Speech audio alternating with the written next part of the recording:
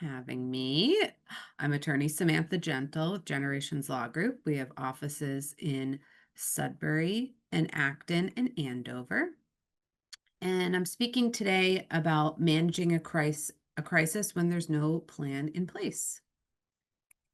So just as a reminder, this is supposed to be just general information only, should not be taken as official legal advice.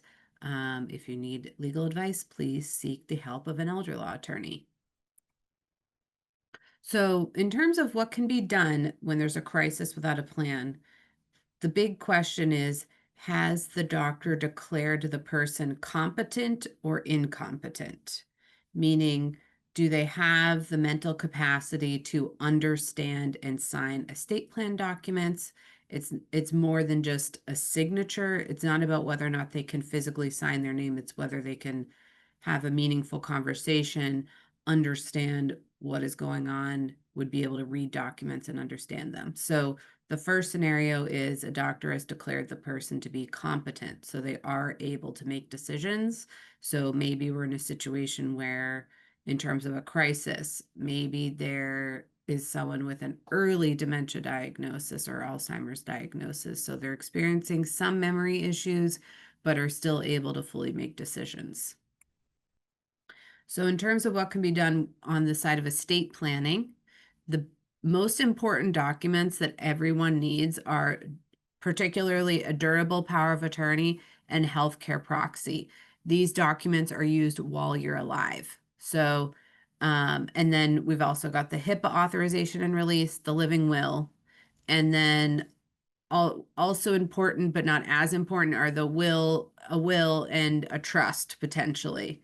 But the thing, when someone's in crisis, the things I care about the most are power of attorney and healthcare proxy. So a durable power of attorney names someone to make financial decisions for you if you can no longer make them for yourself. There are two main different kinds. One is effective immediately, which means it's effective as soon as you sign it. The other is springing, which means it springs into action when activated by a doctor. I tend to recommend the one that's effective immediately, as getting one activated by a doctor can sometimes cause delay. Either it's hard to get the doctor's appointment scheduled, or a doctor might be more comfortable activating a healthcare proxy for healthcare decision making, but a little iffy about getting involved in a patient's finances.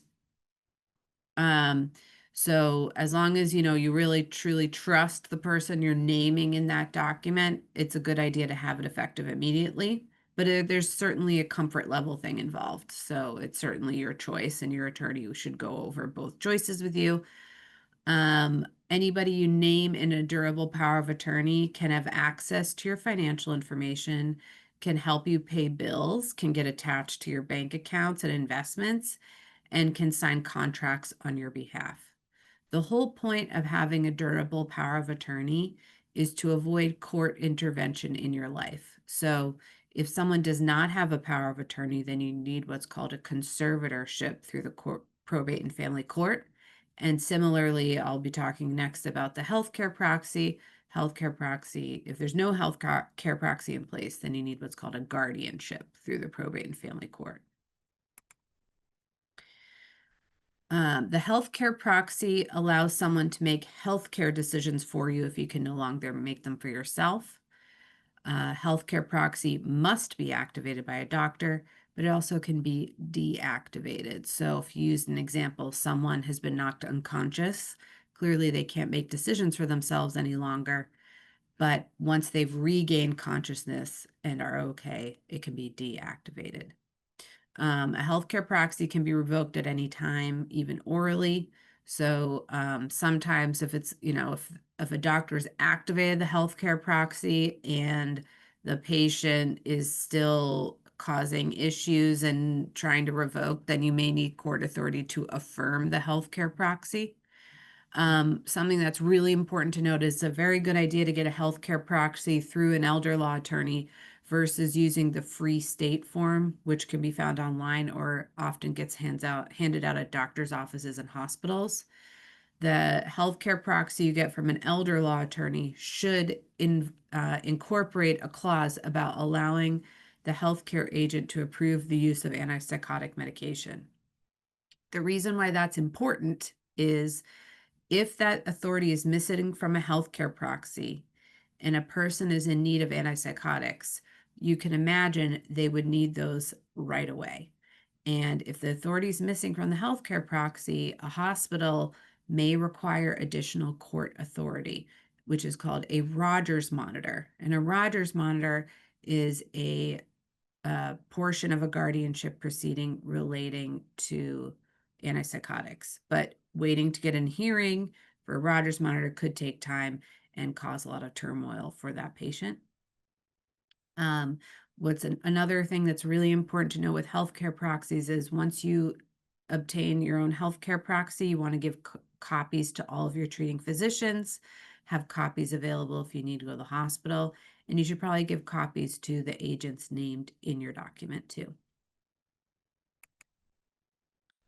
The HIPAA authorization and release, you can name someone in this document that can have access to your medical information and can communicate with your doctors. They cannot make decisions.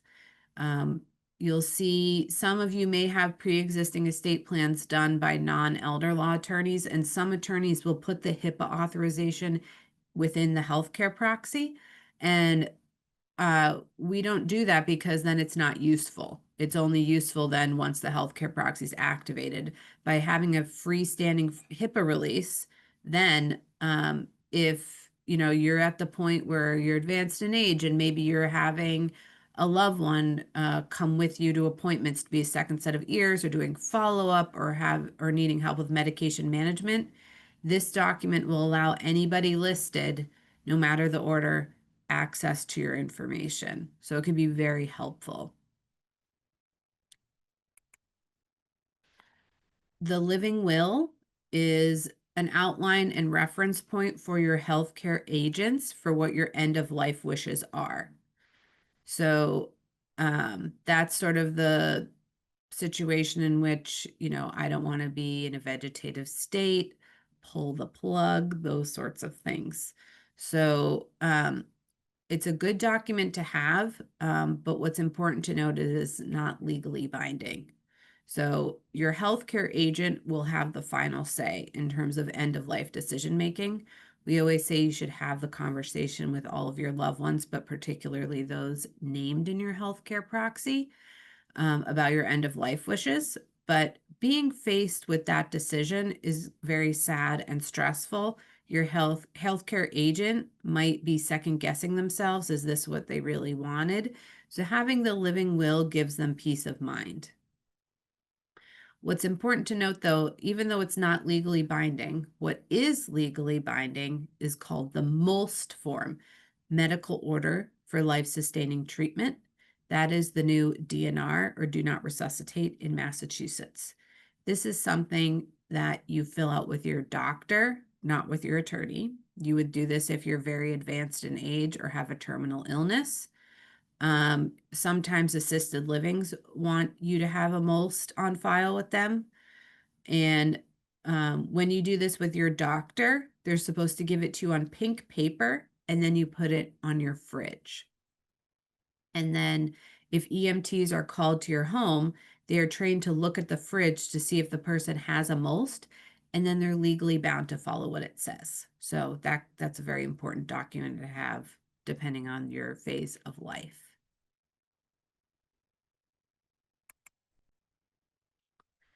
So in terms of wills and trusts, a will is a set of instructions to the probate court for what to do with your probate property. And probate property is property owned individually in your own name. So if you own a house in your name alone, that's a probate asset. If you have a bank account with no joint owners and no beneficiaries, that is also a probate asset. Some people think, oh, I'm not wealthy, I don't have an estate. Everyone has an estate. If you have a bank account, if you have a car, you have an estate. It doesn't matter how much is in there. So a will is only effective at death. So I hear a lot of confusion sometimes, like, oh, I have a will. Is my power of attorney's in there too? It's not. A power of attorney is a separate document like we discussed. So there's nothing wrong with going through probate once someone passes away, but it's expensive in legal fees if you're working with an attorney, and it can delay inheritance. It can take up to a year and sometimes longer to complete. Um, if you die without a will, that's called dying intestate. The state basically has an estate plan for you, and there's a chart in which how it goes to surviving relatives. But particularly if you have specific people that you want to inherit from you that wouldn't necessarily naturally inherit from you, it's a really good idea to have a will at minimum, if not a trust. So a revocable trust is a great way to avoid probate. Also, if you're in a married couple and your estate is worth over $2 million, you can also have estate tax planning language in your trust to help reduce estate tax. They're easy to amend, and you can maintain control over your property. These trusts do not, however, protect property from a mass health lien. This is more to avoid probate, reduce estate taxes potentially. When you have a trust, there are three roles. There's the grantor or settlor, that's the person who creates the trust. The trustee, that's the person that manages the trust. And then the beneficiary, the person who benefits from the trust.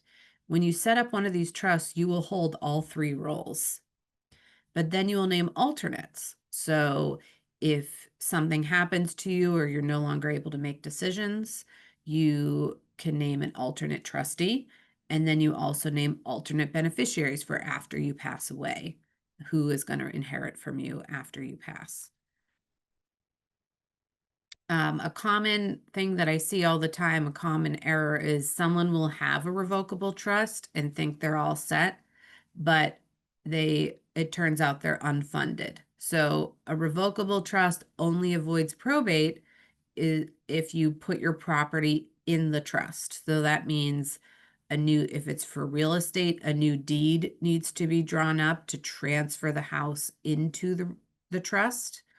If it's a bank account, the bank account may need to be retitled, or the trust could be the beneficiary of the bank account too. It depends on the type of account and the bank. So irrevocable trusts are a great way to avoid probate as well. They can remove money from your taxable estate.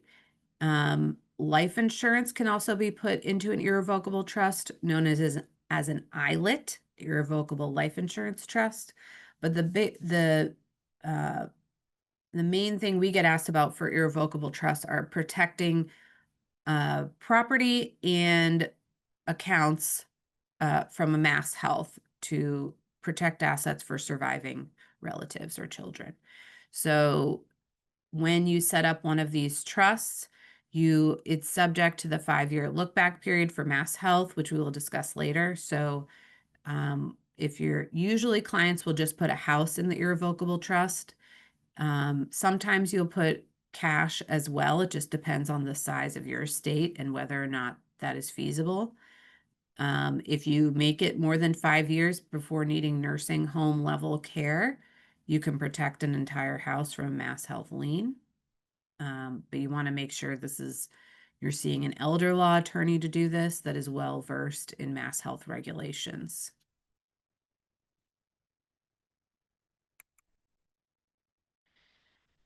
We are now moving on to what can be done when there's a crisis without a plan and the person has been declared incompetent. So everything we discussed previously was with the person being competent and able to sign documents. So now we're in a situation where there is no plan, then the person has been declared incompetent. So in terms of what can be done, the first thing you want to look into is a guardianship and a conservatorship. sometimes there might be a situation where there's an old healthcare proxy signed somewhere at a hospital from a surgery or something like that. If you can get your hands on it, you may be able to at least avoid the guardianship piece. But if they didn't see an attorney, they probably didn't get a durable power of attorney. So a guardianship is like a court-ordered healthcare proxy for healthcare decision making, and a conservatorship is like a court-ordered power of attorney. Ooh, sorry. So for both a guardianship and conservatorship, these are medically based. You have to present to the court. You'll get a what's called a medical certificate from the treating physician. They're only good for 30 days, so you're often needing to get multiple medical certificates and have multiple doctor's visits, or at least telehealths, to have the doctor fill out these documents again. They're very time-consuming proceedings, very expensive in legal fees. Sometimes the authority can be limited and you might have to go back to court to get more authority, like if the person's not in a nursing home yet and then later needs to be admitted, you may have to go back to court to get that authority. The guardian or conservator is responsible for reporting to the court annually, either a guardian's care plan or a conservator's financial plan. As I said, going back to court for additional authority, that also can include signing a MOLST as well. So having documents in place ahead of time can avoid all of this. So what if more care is needed? So the person may be at home right now, but they're in need of more care. This could involve going home with home care, going to assisted living, or nursing home placement. I always recommend whenever anybody's care is needing to be managed, or we've got an early diagnosis and we need to figure out what's going to happen next, I always recommend working with a geriatric care manager. They're also called aging life care advocates. And they can do an assessment on this person to determine what level of care is needed.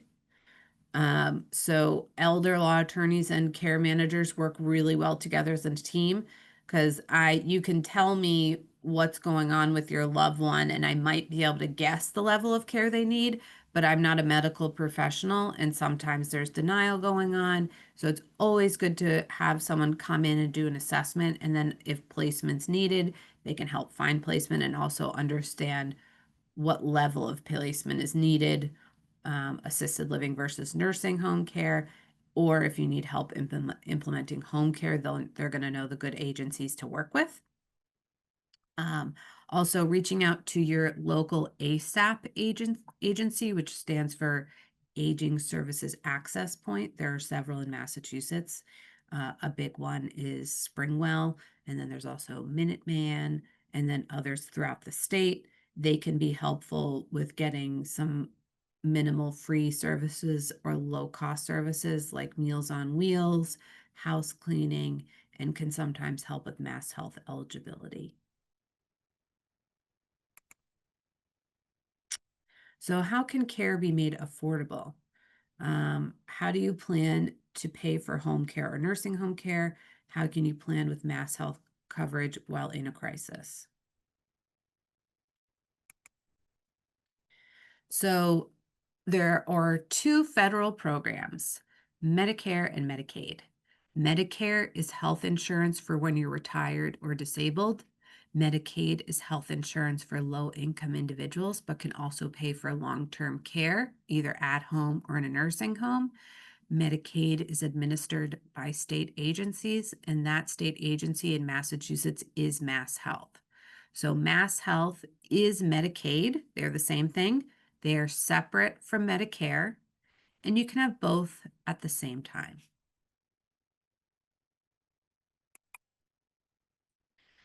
So for 2025, if you're applying for Mass Health Home Care or the Frail Elder Waiver or the PACE program, The income limit means money coming in, like Social Security, retirement, pension. Monthly income gross limit is $2,901 a month. You can still potentially receive frail elder waiver home care services or PACE in the community. Even if you're over income, you may have to pay either a deductible or a monthly fee. However, you cannot be over income and be on PACE in assisted living. That's a strict rule where you have to be under the income limit if you want PACE to pay for your assisted living. The asset limit for both home care and nursing home care is $2,000. That means adding up all the money in the bank accounts can be no more than $2,000.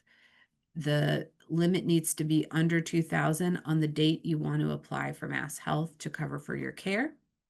It's okay if the money goes over the limit when you're in the middle of the month and maybe you've gotten Social Security direct deposited and a pension, as long as by the end of the month it's back under 2,000. So on the date you apply for Mass Health and at the end of every month thereafter, it needs to be under 2,000.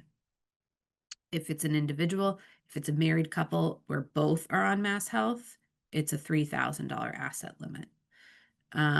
There's also a spousal asset limit. So when the community spouse, which is the healthy spouse not needing care, they will have a $157,920 asset limit. If they're over that, there are things that can be done to spend down and also protect and set aside money as well. And if you own a home, the maximum equity limit in a home is $1,097,000. There are ways to reduce equity if you're over that. So the 5-year look back period currently applies for Mass Health nursing home level care. Mass Health has a right to look at every transaction of $1,000 or more going back 5 years. So that includes financial transactions in and out of bank accounts. It also includes transfers of real estate, transfers of vehicles, and anything else of significant value. There's also there's little chatter here and there lately. I've been hearing that Mass Health may be expanding the 5-year look back period to the home care program as well. So far, that has not taken place. But whenever we're doing Mass Health planning, if we're starting in the home care world, we always want to make sure we're not doing anything that might negatively affect future nursing home Mass Health eligibility, because we may have the intention to keep someone at home as long as possible, which is what most people want, but sometimes it's just no longer feasible or not safe. So we always want to plan carefully, or if we're setting money aside in a special way, have it easily undone if we later need nursing home placement. So in terms of taking asset protection measures in advance, we talked already about an irrevocable trust, protecting assets from Mass Health. When putting a house or any financial resources into an irrevocable trust, they need to not be part of your retirement plan. So if you were imagining, oh, I might sell my house and do a big buy-in at a nice continuing care community, you won't be able to use the sale proceeds from the sale of the house to do that. If you sell the house and you want to move into assisted living and think the house sale proceeds would go towards assisted living rent, can't do that either. So, and you can't take out a home equity line either. So you need to have enough cash outside of the irrevocable trust to take care of yourself generally, but also private pay for your care if something happens, 2 or 3 years into the trust, if you want the trust to work. The trust can sell a home for you and then purchase a new home without restarting the 5-year clock, but if you're downsizing the sale proceeds, if there are extra money left, they have to stay in the trust. Usually we draft these trusts as income only trusts. So if later on your home is rented out, you will be entitled to the rental income. Or if money is invested and it produces income, you're entitled to a regular distribution of income, but you can have no access to principal. Another type of planning we do in advance with married couples are called wills with testamentary supplemental needs trusts. Now, normally, as we've discussed previously, we try to avoid probate when we can, but in this sort of planning scenario, we would take all of the money, the marital asset, move it to the spouse's name that's not in need of care. So if we get all the cash and the real estate over to that spouse, then we can get the other spouse on mass health. Now, if the community spouse, the healthy spouse, unexpectedly predeceases the spouse on mass health, we don't want all the money going back to them because then they would lose their benefit. So we would make some of their assets probatable, meaning own individually in their own name with no joint owner, no beneficiary. If the community spouse passes away and the institutional spouse is still alive, that's the spouse on care, any assets that pass through probate will go into what's called a supplemental needs trust for the surviving spouse. The money can be there for that spouse's supplemental needs while they're alive. It has to be managed carefully and distributed in a careful way. But assuming it's managed properly, the state cannot touch that money. And then later, when that second spouse dies, any money left in the trust will not have to go through probate again and can be inherited by the beneficiaries, whoever they named in the will. So it can be a great way to do some last minute planning as well as advanced planning. Some other last minute asset protection measures that can be taken place. Please do not ever do these without the advice of an elder law attorney because there's special nuances with all these sorts of things. You can get a prepaid irrevocable funeral contract. However, these contracts should not include line items for flowers or food. Each spouse with a married couple, or if it's an individual, then the individual can have a burial savings account that has $1,500 in it. This is separate from the funeral contract. So I get a lot of questions and confusion about this. So you get a prepaid funeral contract with a funeral home. So you go to a funeral home, tell them, I'm looking to set up a prepaid funeral contract for mass health purposes. They should know what they're doing. But again, you should definitely clear this with an elder law attorney. And then you hand the full amount over to the funeral home. And it's my understanding that kind of similar to paying an attorney retainer, you pay the full amount to the funeral home and the money just sits there and doesn't get used until the person dies and has a funeral. The burial savings account is something you do with a bank, completely separate from the funeral contract. The money can be there as long as you do not add anything to it or take anything out. It has to be titled in a special way, and then can be used after the person passes away for incidental expenses with the funeral. Some banks refuse to do these, so sometimes it can be a pain in the butt. So it's not super urgent that you do one of these accounts, but if the bank lets you do it, it can be handy later on.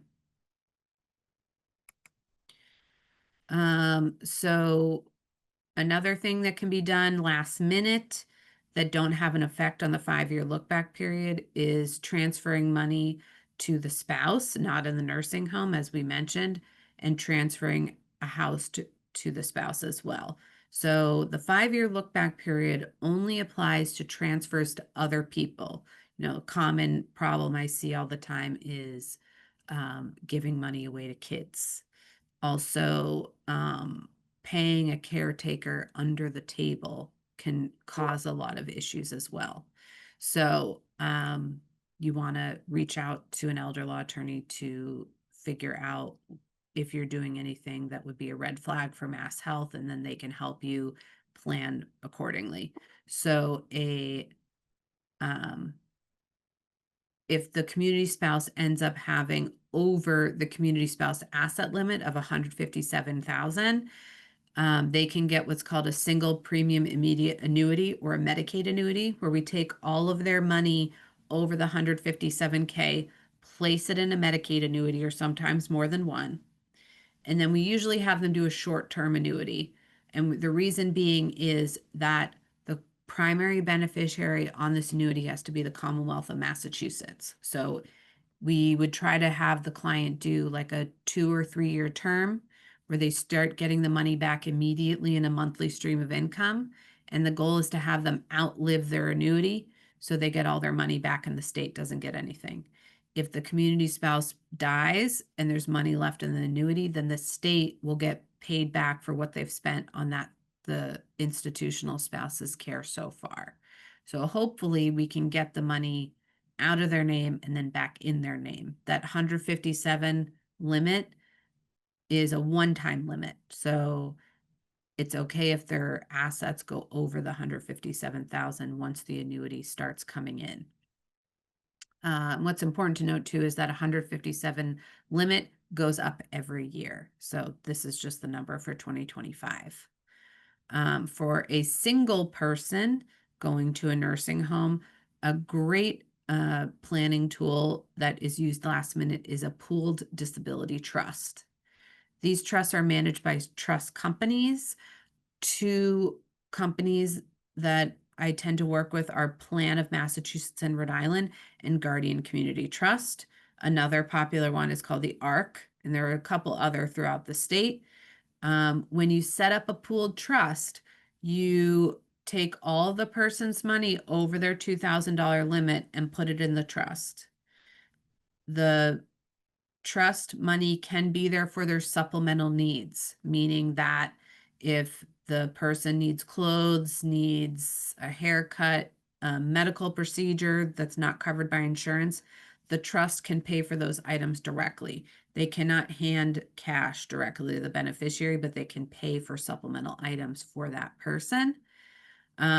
So when that person then passes away, the trust company gets a small percent for their administrative purposes if there's any money left. And then if there's money left after that, the state gets a crack at it. And that's why they're okay with setting up these trusts. They may get paid back for what they spent on the person's care. If there's any money left after the state gets paid back, then there's also beneficiaries named on the trust, and they can inherit the money that's left.